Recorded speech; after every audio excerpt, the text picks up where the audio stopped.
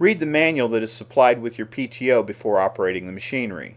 Failure to follow all safety procedures in the manufacturer's literature could lead to equipment damage, personal injury, or death. PTO shafts are supplied long because the length of the draw arms on tractors vary. It is typical to have to remove excess length from the PTO before using the implement with your tractor. If you have more than one tractor, it is important to cut the shaft for the tractor you will be using the implement with. Mark the PTO with permanent marker as to which tractor it is to be used with to avoid confusion that could lead to damage. Using a PTO shaft that is too short can cause the PTO to separate during use that could lead to damage, injury, or worse.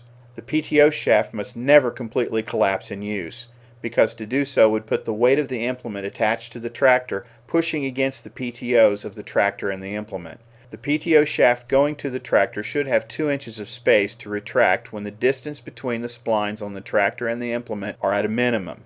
If this is not the case, the PTO must be cut to avoid damage to the tractor or the PTO shaft. If you need to cut the PTO shaft, see the instructions that came with the shaft. I will show the process for the tractor we have in the shop for equipment demonstrations. The process measurements will be different for other models of tractor, so do not use my measurements as they will probably not work for another make or model of tractor. First, have the implement attached to the tractor so that it is adjusted as it will be used, and that the PTO on the tractor and the implement are at the same height, so the distance between them is at the minimum condition.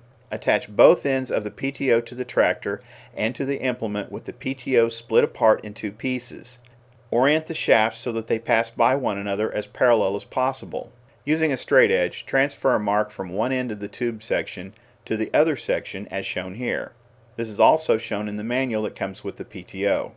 This line represents how much the shafts are too long to fit together. The manufacturer of the PTO shafts recommends adding 40 millimeters, about 1.5 inches, to the amount to cut off the plastic tube and the steel telescoping tube of each half of the PTO. The overlap length is 150 millimeters, and we will add 40 millimeters to that for our cutoff length. The amount to cut off is 190 millimeters. That will be 19 centimeters on a typical ruler. I'm working in metric because the instructions given by the manufacturer of the PTO are in metric. Cut the 190 millimeters length of tube, leaving the steel shaft inside not cut. Use the cut length of plastic tube to mark the remaining 3 cuts. Align the end of the tube with the end of the shaft. Use the other end of the tube to mark the cut length on the steel shaft. Now the shaft is marked to cut the same length as the plastic tube. When cutting the steel shaft, clamp it in a vise using the discard end to clamp on. The type of saw could be abrasive cutoff, reciprocating with a fine-tooth blade for metal, a powered bandsaw for metal, or the common hacksaw shown here. Be careful and wear your eye protection. Repeat the process so that both shaft halves have had the same length removed. If your shaft has 3 points instead of the 2 shown here, look for the one with the flat. It is different than the other 2. The ones with the flat must align or they will not fit together. When the cut is complete, there will be shavings and burrs that need to be removed.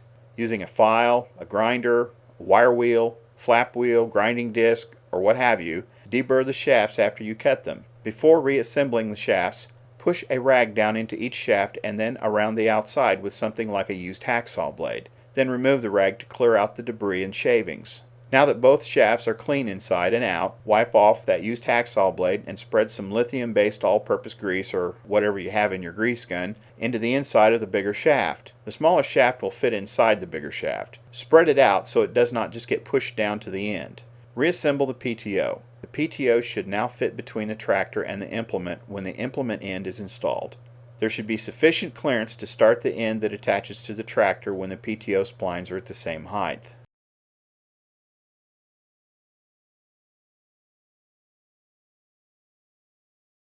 Tractor Tools Direct sells a complete line of haymaking equipment for your compact tractor. Abriata round and square balers, Molon power rakes, and Galfrey drum and disc mowers.